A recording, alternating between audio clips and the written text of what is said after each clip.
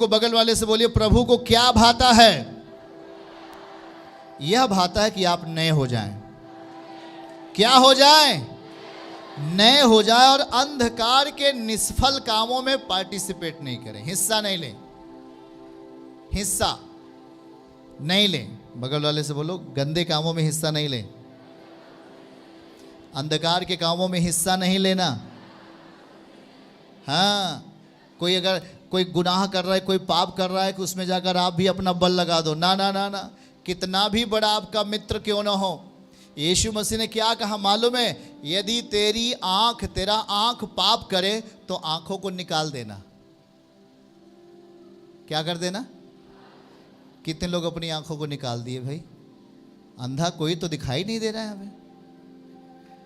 यीशु ने कहा अगर तेरा दाहिना हाथ पाप करे तो इस हाथ को क्या कर देना? काट देना।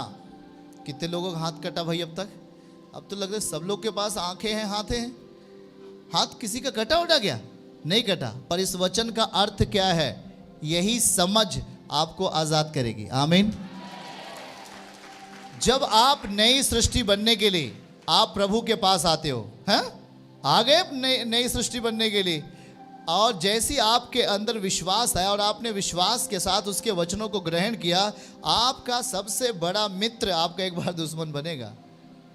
वो बोलेगा भाई अब ये हमारे साथ दारू नहीं पीता है, अब ये हमारे साथ बुरी संगति नहीं करता है, अब ये हमारे साथ गलत लोगों के साथ नहीं बैठता है, अब हम इसके साथ नहीं रहेंगे, ये अब हमारा मित्र नहीं रहा, अब ये हमारा दुश्मन हो गया है। क्योंकि अब जब देखो तब यीशु यीशु बोल तेरी बाधा कट जाए, यही बोलता रहता है। ये है, ये तो यही बोलता रहता है। अब मैं इसके साथ नहीं जाऊंगा, इसकी मदद नहीं करूंगा। पहले मैं इसको 150 दे भी देता था, अब मैं इसको नहीं दूंगा। देखिए देखिए ध्यान से, पहले मैं अपनी गाड़ी इसको दे देता था, मैं अपनी गाड़ी नहीं दूंगा इसको। बोलूंगा भैया तू जा, मैं तुझे अपना गाड़ी उड़ी नहीं दूंगा।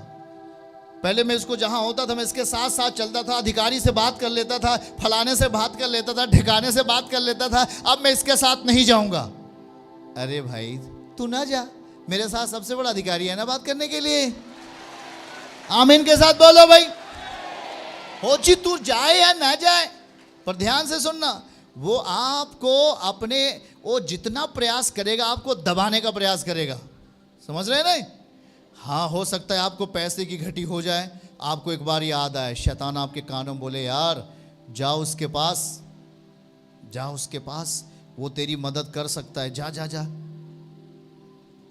वो दारू पीने वाला, वो गुनाह करने वाला, ना ना ना ना ना, मैं उसके पास नहीं जा सकता।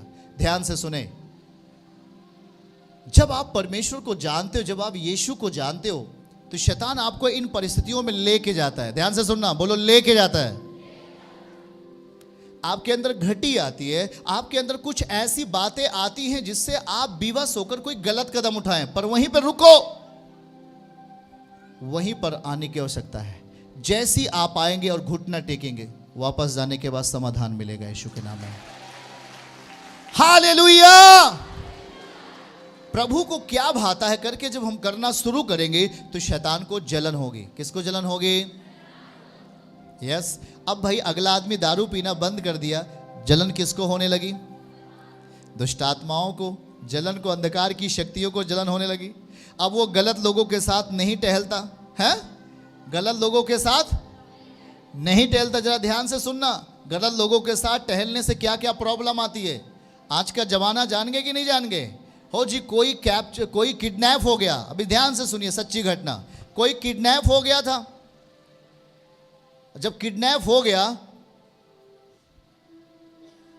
तो अब जब मोबाइल को सर्च करना शुरू किए तो पता लगा फलाने मित्र, ठिकाने मित्र, और सबसे अच्छे मित्र कौन है? ये फलाने मित्र, बेस्ट फ्रेंड, सेकंड फ्रेंड, सारे लोगों की लिस्ट जब लिखना शुरू हुई तो प्रशासन उनको क्या करना शुरू किया? और जी दारू पीने वाला, जो गुंडागर्दी करने वाला, मर्डर करने वाला व्यक्ति के साथ अगर आप रहे तो एक दिन आप भी उसी लिस्ट में होंगे। और पता लगा कि आप भी सीधे साधे आप कुछ नहीं कर रहे हो, केवल आपने उसे अपना बेस्ट मित्र बना लिया। कभी बेस्ट मित्र नहीं हो सकता, बेस्ट फ्रेंड वो कभी नहीं हो सकता आपका। जो मर्डर करता है, जो हत्या करता है, जो व्यभिचार करता है, जो अपने मुख से बोलता है तो गाली निकालता है, अपने मुख से बोलता है तो बुरा बोलता है, वो आपका कभी भी ना तो सहेली बन सकता है ना तो आपका मित्र बन सकता है।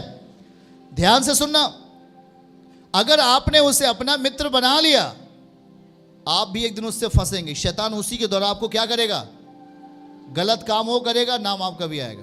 आप क्या करोगे? इसलिए ध्यान से सुनो, हमें उस भाई के लिए दुआ करनी चाहिए। क्या करनी चाहिए? जो आज बुरा कर रहे हैं, जो आज पाप कर रहे हैं, जो आज गुनाह कर रहे हैं, जो आज मर्डर कर रहे हैं, हत्या कर रहे हैं, तमाम प्रकार की स्मगलिंग कर रहे हैं, उनको हमें क्या करना चाहिए? यह प्रभु को भाता है।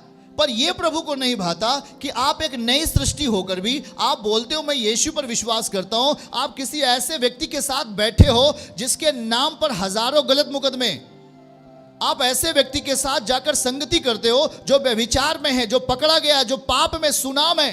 पर ध्यान से सुनो, हमारा मित्र वो नहीं है। हम उसके लिए दुआ जरूर कर सकते, उसके लिए प्रार्थना कर सकते, पर वो आपका मित्र नहीं हो सकता। ध्यान से सुनिए, अगर आप उस संसार वाले व्यक्ति को जो गंदा काम करता है, जो बुरा काम करता है, उसके साथ हमारा उठना बैठना नहीं होना चाहिए। क्यों बोल रहा हूं मैं? क्योंकि जब आपका मोबाइल सर्च किया जाएगा तो आप भी उसमें पकड़े जाओगे। आप गलत लोगों के साथ में, बाइबल क्या समझाता है,